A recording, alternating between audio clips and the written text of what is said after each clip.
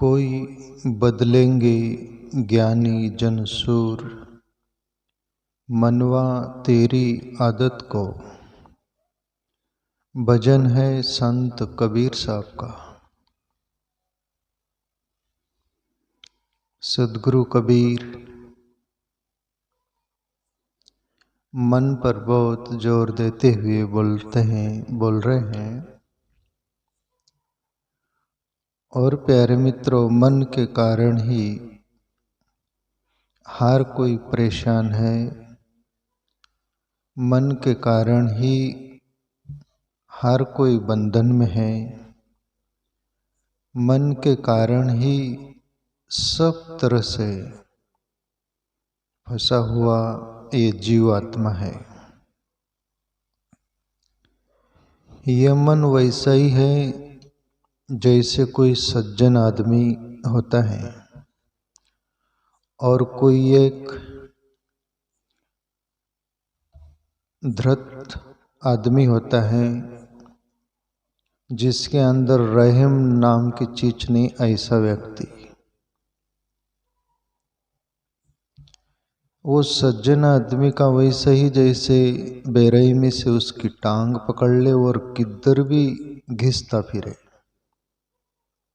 इसी अंदाज में हमारा मन है जिसको बोलते जीवात्मा। उसका वैसा ही दुर्जन व्यक्ति जैसा टांग पकड़ के घिसता है, जैसा घिसते रहता है। सज्जन आदमी बोलता है भाई छोड़, क्यों मुझे घिस रहा है। ऐसा ही ये जीवात्मा को मन घिसते रहता है, फंसाते रहता है और जन्म मरण के चक्कर में डालते रहता है। और जैसे चंचल व्यक्ति की तरह कभी तृप्त नहीं होता और कभी संतोष नहीं होता और कभी ऐसा स्थिर नहीं रहता है मन। तो मन बहुत मायना रखता है हमारे जीवन में। और मन के पार हो जाने के बाद ही उस आत्म तत्व तक पहुंचा जा सकता है और वो ही बाधा रूप होता है। इसलिए कबीर साहब एक एक शब्द हम सुनने का प्रयास करेंगे, समझने का प्रयास करेंगे और जीवन में हमारे भी ये मन को देखने का भरसक प्रयास करेंगे तो समझ में आएगा। केवल सुन लिए, उतना समय कुछ मन पर विचार आ गया, उतने से भर काम नहीं हो जाएगा। उसको जैसे गोस्वामी तुलसीदास एक चौपाई सोरठा क्या है रामायण में, सुनो समुझी मुदित मन मंजई अति अनुराग। बोले सुनो, मुदित मन यानी प्रसन्न मन से सुनो और उसको समझने का प्रयास करो। मंजई अति अनुराग और वैराग्य पूर्ण उसको जीवन में उतारने का भरसक प्रयास करो तो ही हम समझ पाएंगे मन को और जीवन को और वो सत्य को। कबीर साहब बोल रहे, कोई बदलेंगे ज्ञानी जन सूर, मनवा तेरी आदत को। हे मन, तू साधारण लोगों के बस में आने वाला व्यक्ति नहीं। मन प्यारे मित्रों, और कोई हाथ पैर वाला कि ऐसा सर वाला कि दिमाग वाला ऐसा क्या है, वो ऐसा दिखने वाला तत्व नहीं, वो बाहर के आंखों से। मन क्या है? मन वही है जो झांसा देता है। मन क्या है? मन विचार है। ये विचार दिया कि दूसरा विचार खड़ा कर देता है, दूसरा दिया तीसरा खड़ा कर देता है, चौथा लाइन लगा देता है। अंत नहीं आता और मन रुकता नहीं। चंचल बच्चे की तरह मन है। इसलिए उसको कबीर साहब बोल रहे, कबीर भी उस मन से पार गए हैं ना, तभी मन को वो देख पाए हैं और समझ पाए हैं। तभी कबीर साहब मन पर बोलने का हकदार बने हैं, और कबीर साहब बोल सकते हैं। क्यों? जिन्होंने मन को अनुभव किया वो ही बोल सकता है मन क्या है। पहली बात तो कबीर बोल रहे कोई बदलेंगे ज्ञानी जन सूर, मनवा तेरी आदत को। जीवन में बहुत ज्ञान होगा ना, ज्ञान प्यारे मित्रों बाहर से शास्त्रों से पढ़ लिए, कदाच अभ्यास कर लिए, कहीं से सुन लिए और उतने से हम मान लिए कि हम ज्ञानी हो गए, तभी भी यात्रा पूर्ण नहीं हुई। ये एक चलने का प्रयास करने के लिए हमें बल देता है। शास्त्रों का ज्ञान, संतों का ज्ञान, ये सभी समझने का और उस मंजिल तरफ ले जाने का एक हाथ पकड़ के जैसे ले चलने वाला साधन है। बाकी वो अपने अंदर से ही परिपक्वता ज्ञान की आएंगी, तब आप खुद ब खुद निर्णय लेके आप मन को समझ सकोगे और मन के पार जा सकोगे। वरना मन अभी ऐसा होता सहज तो कबीर साहब ये शब्द नहीं बोलते, कोई बदलेंगे ज्ञानी जन सूर।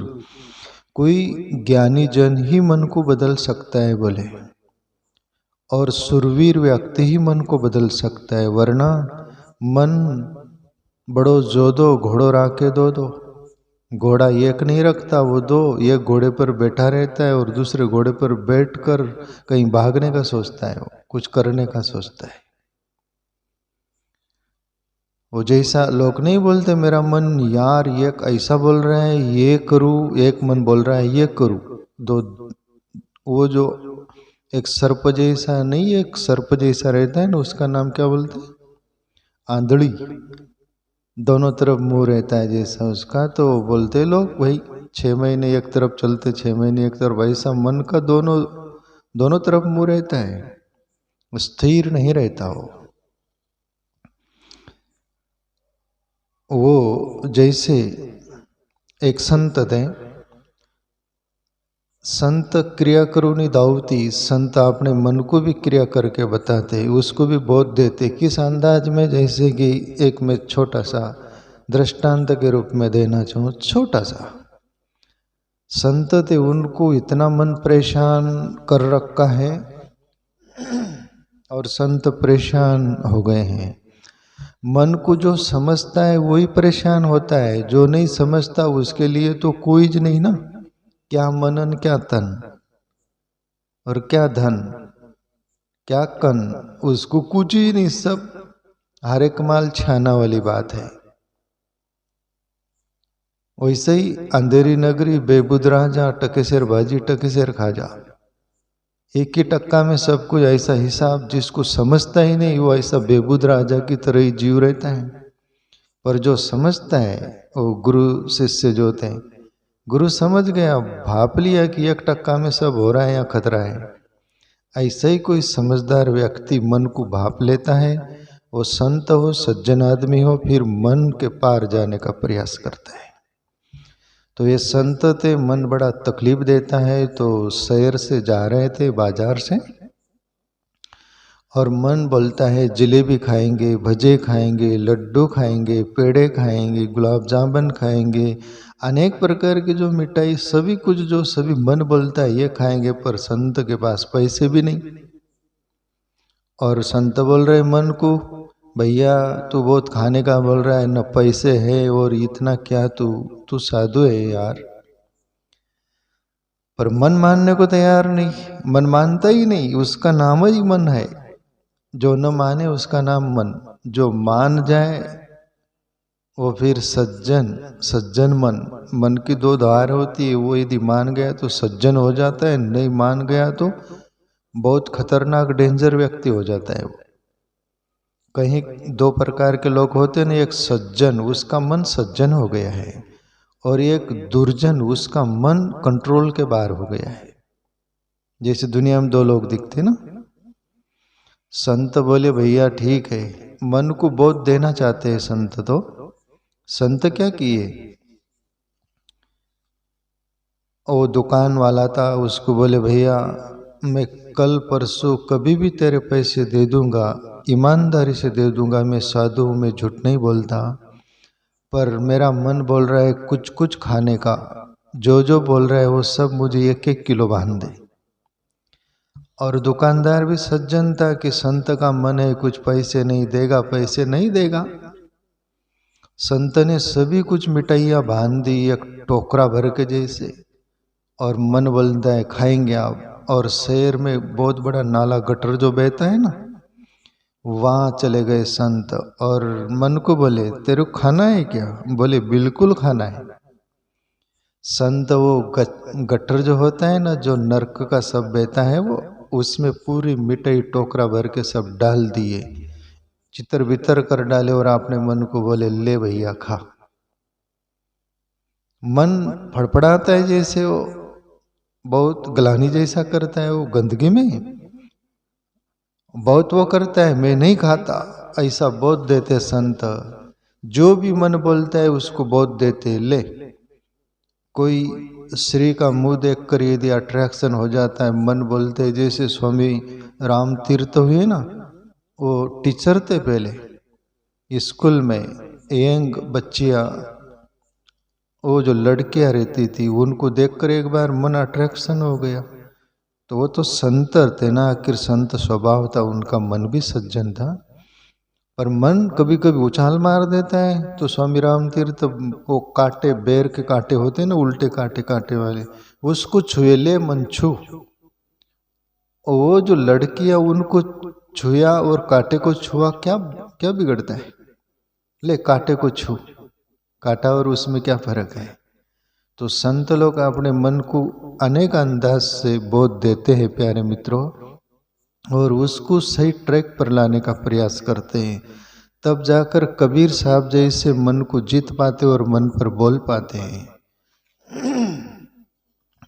और मन एक बार हो जाए अपने कंट्रोल, और ईश्वरीय भक्ति से होगा, आत्मचिंतन से होगा, नामस्मरण करो, ध्यान करो, भक्ति करो, जो भी है, ऐसे दैवी जो मार्ग है भक्ति के, उस मार्ग से ही कंट्रोल में आएगा, वरना उछाल मार देगा। तो कबीर साहब बोले कोई बदलेंगे ज्ञानी जन सुर, मनवा तेरी आदत को।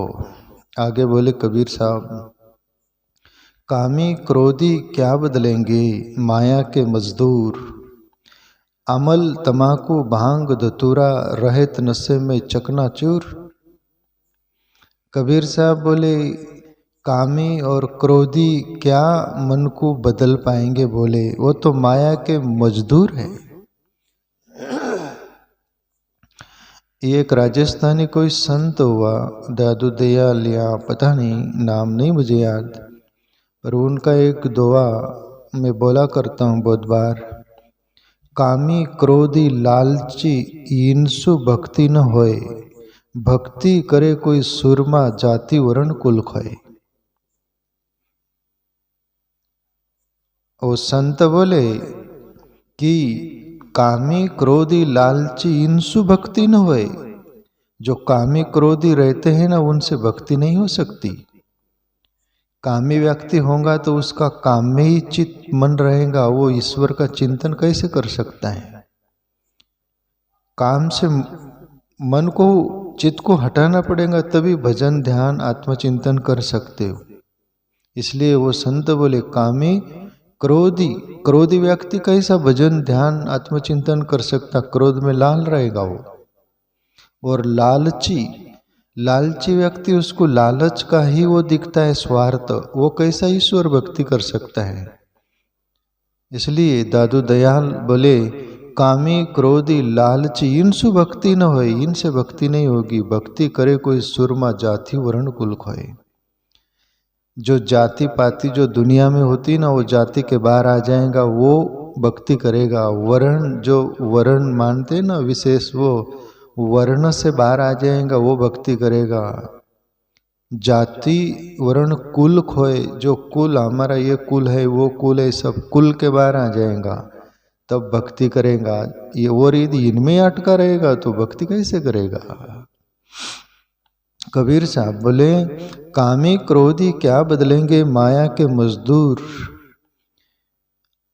अमल तमाकू भांग धतूरा रहित नशे में चकनाचूर। अब ये अमल कबीर के समय और कुछ तो भी नशेड़ी पदार्थ होगा, जैसे अभी तुम बोलते विमल, कबीर के जमाने में होगा अमल, ये विमल जैसा ही कोई होगा नशे का। तो बोले ऐसे ये अमल तमाकू खाने वाले, भांग पीने वाले, धतूरा वो खाने पीने वाले, रहित नशे में चकनाचूर, ये ऐसे नशेड़ी लोग भी क्या मन को जितवाएंगे। बोले मन बहुत वो उछल कूद करता है तो कहीं के लोग नशा कर लेते, नशा में मन जैसा उनको लगता है कि शांत हो गए, अपन मन के पार चले गए। नशे में बधिर हो जाता है माइंड, वो तंतु वो बेहोश हो जाते, वो लोग सोचते नशेड़ी कि अपन मन के पार हो जाते। कई लोगों को बोलो आप कि आप नशा क्यों करते, शराब क्यों पीते हो, और कोई भी जो गांजा भांग अमल तमाकू जो भी नशे की पदार्थ होते हैं, हीरोइन, ये जो बहुत सारे होते हैं ना, इनको बोलो क्यों, अरे बहुत लोड रहता है, मन बेचैन रहता है, परेशान रहता है, मन को भुलाने के लिए, दुनिया को भुलाने के लिए, उसके लिए हम नशा करते हैं। तो कबीर साहब बोले ये कोई मन के पार जाने वाले नहीं, मन के पार तो वही जाएगा मन को सजग देखते हुए, आत्मचिंतन करेगा, उसमें डटा रहेगा, मन को साक्षी दृष्टा भाव से देखता रहेगा और मन का पार जाने का प्रयास करेगा। और वही मन को परमात्मा की ओर यदि मोड़ दिया और मुड़ गया तो फिर वो परमात्मा ही हो जाता है। मन ही देवता, मन ही ईश्वर, मन से बड़ा न कोई, ये कोई पंक्ति में आता है ना। इतना मन उछाल मार दे तो फिर वो परमात्मा स्वरूप हो जाएगा, वरना तुमको गड्ढे में ही डाल के रखेगा, वो बाहर निकलने नहीं देगा। आगे बोले कबीर साहब, पांचों ठग इस मन को लुटे, तृष्णा दे रही लूर, बिन समझे नर कितने बह गए, माछो जगत में फितूर। अब ये भी समझने वाली बात है कबीर की। प्यारे मित्रों, ब्रह्मज्ञानी कबीर महापुरुष थे, उनकी भाषा जो है बहुत साधु कड़ी, सीधी भी है, सरल भी है, पर हम साधारण लोगों को जल्दी पल्ले नहीं पड़ती समझ में, तो वो समझता नहीं, पर कोई उसको जानता है, वो हमें बताते हैं, बोलते हैं कि क्या बोल रहे कबीर साहब, तो हमें बड़ा आनंद आता है, हम उत्साहित होते और चलने का प्रयास करते, यही उसमें राज रहता है। कबीर साहब बोल रहे पांचों ठग इस मन को लूटे, तृष्णा दे रही लूर। ये क्या, ये काम क्रोध लोभ मोह अहंकार, ये पांचों ऐसे ब्लाडी है, परमात्मा ने हमारे शरीर के अंदर डाले हैं, तो वो तुम उसका सदुपयोग कर सकते, दुरुपयोग करोगे तो तुम्हारा विनाश की ओर जीवन जाएगा, सदुपयोग करोगे तो उत्थान होगा जीवन का, परमात्मा की ओर जीवन जाएगा, भलाई की ओर जीवन मुड़ जाएगा। यदि सदुपयोग करते हो तो परमात्मा ये पांचों जो डाले हैं शरीर में, ये कोई व्यर्थ और गलत नहीं है। जैसे संत बोलते हैं, बहुत सारे लोग प्रश्न करते हैं कि ये काम क्रोध लोभ मोह अहंकार ये सब परमात्मा ने क्यों दिया, परेशान करने को दिया। जब संत बोलते कि भैया ऐसा नहीं है, जैसे तुम्हारे घर मकान में हर चीज पड़ी रहती, पर जब काम में आती तभी तुमको वो याद आता है कि नहीं, वो काम की चीज है कि नहीं। जैसे आप बोते, वो तिपन बोलते, बोते ना खेत में बोनी करते हैं, वो तिपन जो होती जुन्ने जमाने की, अभी तो ट्रैक्टर वगैरह कोई साधन से बोते लोग, पर वो तिपन रहती 12 महीने में वो बोते तभी निकालते ना, तभी याद आती ना, वो तो काम की चीज है ना।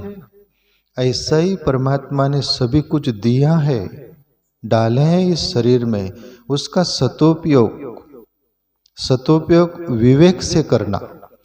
विवेक नहीं होगा और दुरुपयोग करोगे तो जिंदगी से हाथ धो बैठोगे।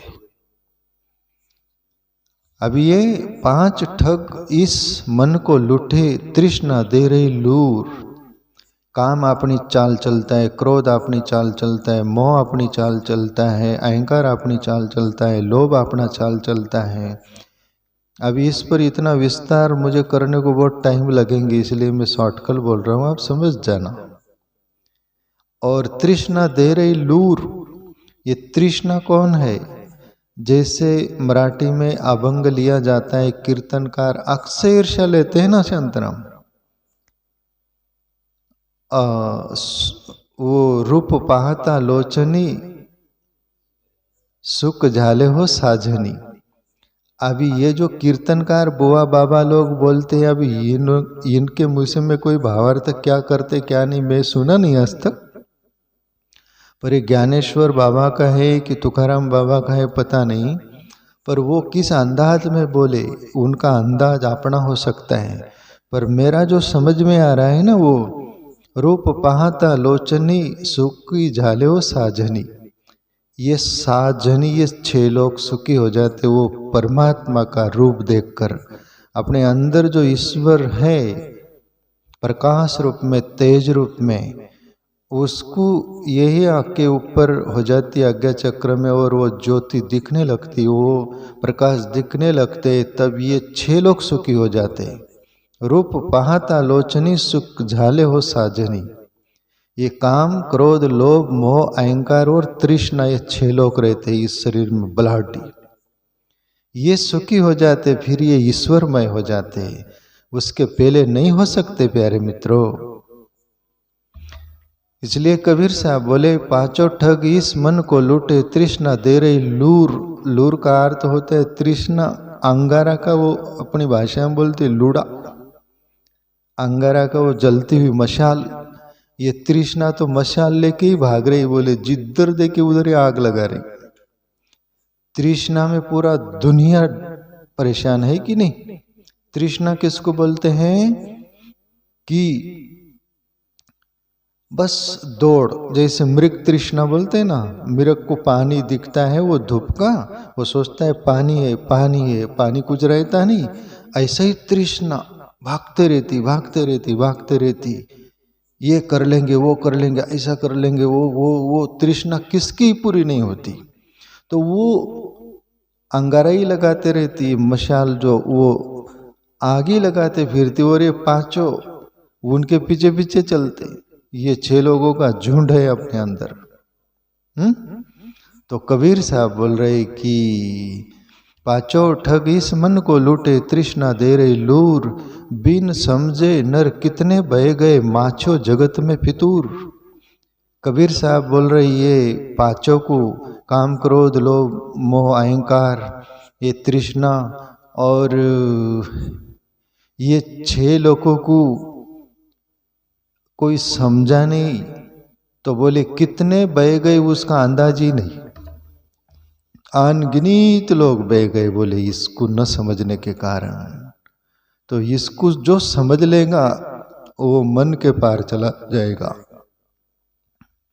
माचो जगत में फितूर, ये आतंक मचा रखे बोले ये दुनिया में, ये किर कर रखे दुनिया में सबको, ये धूम मचा रखे बोले, इनको समझो ये 6 लोगों को, तब मन के पार आप जा सकते हो, वरना ये जाने नहीं देंगे। मन उनका बॉस है, राजा है मन। आगे बोले कबीर साहब, 5 विषय में लिपट रहत है, सदा मति के क्रूर, उनको दर्श स्वप्न में नाही, साहिब जिनसे है दूर।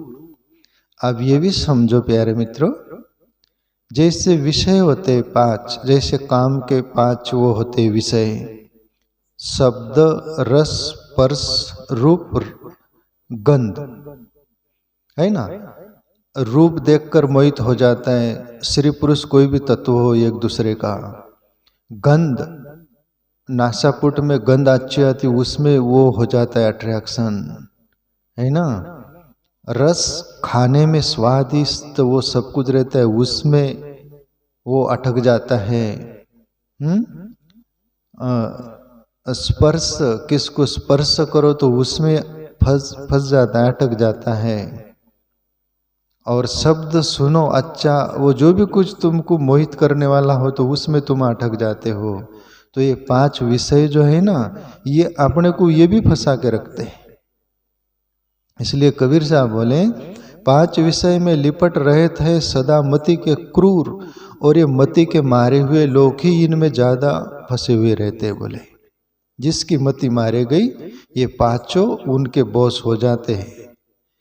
वैसे ही बैल का जैसे नाथ फोड़ लेते ना और रस्सी बांध लेते, फिर बैल को किधर भी खींचो, ऐसा ही ये अपने को खींचते रहते हैं।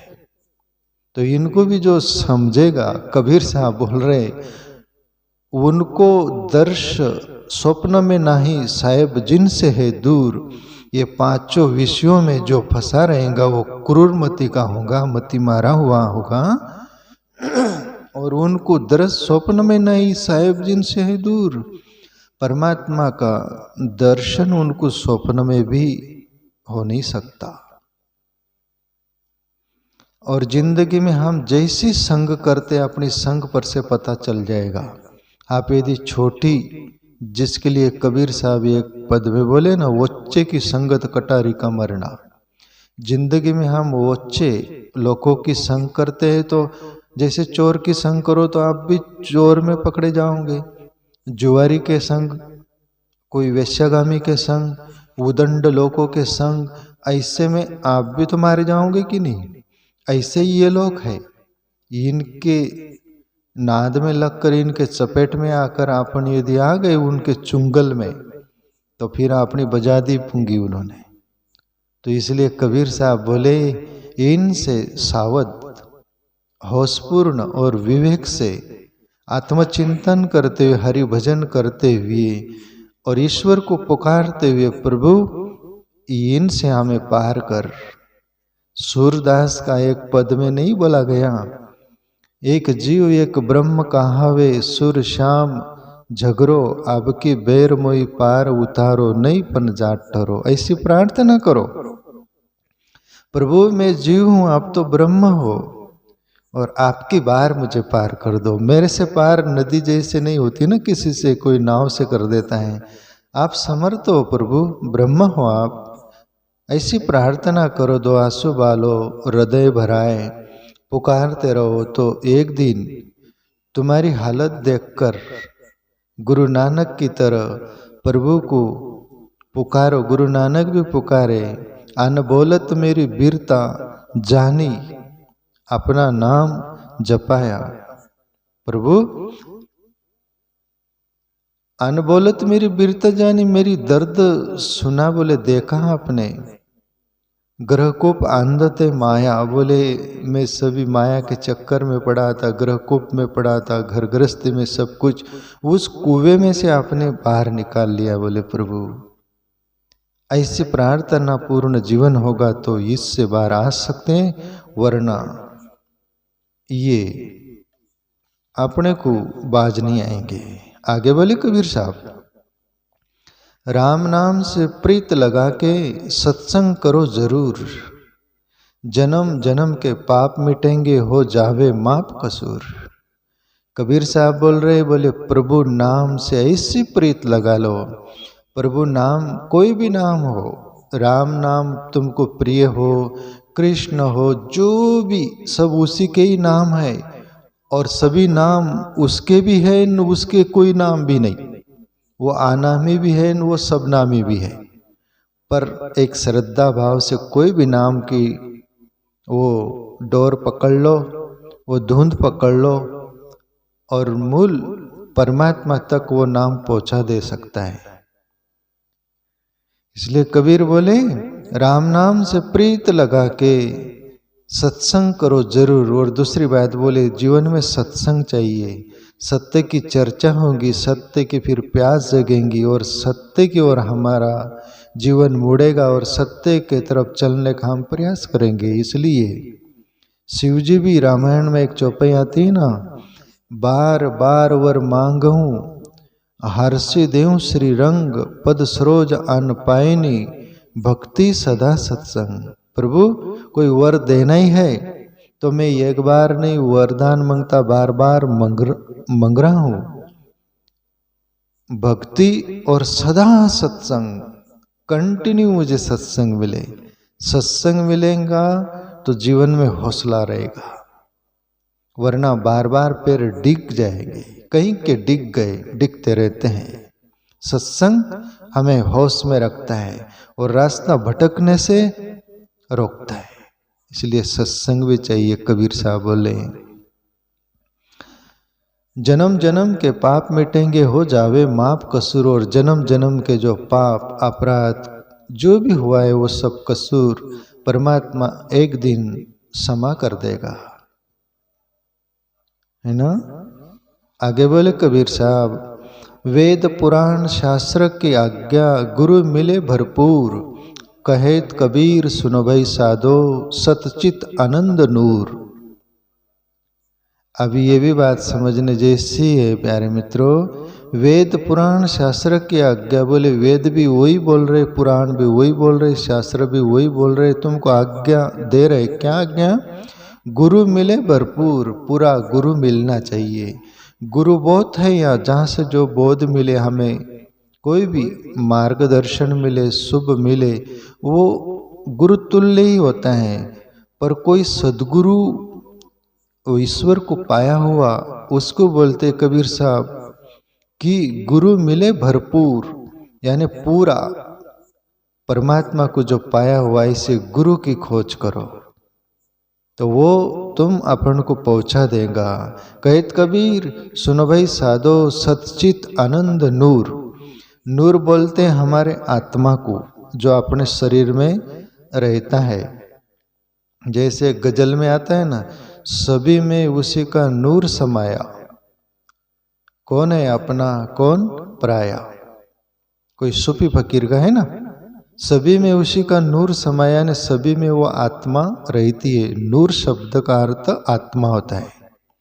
तो कबीर साहब बोल रहे हैं, साधो सतचित आनंद नूर, फिर तुम्हारी आत्मा परमात्मा स्वरूप हो जाएंगी, सत हो जाएंगी, चित हो जाएंगी, आनंद हो जाएंगी। जिसको बोलते हैं परमात्मा का एक नाम है सच्चिदानंद, सतचित आनंद, वो तुम्हारी नूर आत्मा हो जाएंगी।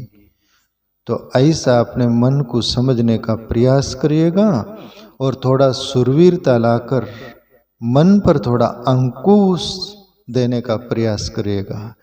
वरना प्यारे मित्रों, मन के कहने पर अपना जीवन यदि होगा तो फिर वो जो एक पंक्ति बोला करता हूं ना मैं, अंतर तेरे अंतर्यामी रोज तुझे समझाता है, भली बुरी क्या करना तुझको राह तुझे बतलाता है, फिर भी मन की कहीं पर चलने वाले अंत समय पछताता है। अंतर्यामी अंदर है, विवेक रखो, वो हर बात को दिशा देता है। तू गलत कर रहा है कि सही कर रहा है, किधर जाना किधर नहीं जाना, क्या करना क्या नहीं करना। फिर भी जो उसकी सुनेगा नहीं और मन की सुनेगा, फिर अंत समय पछताएगा।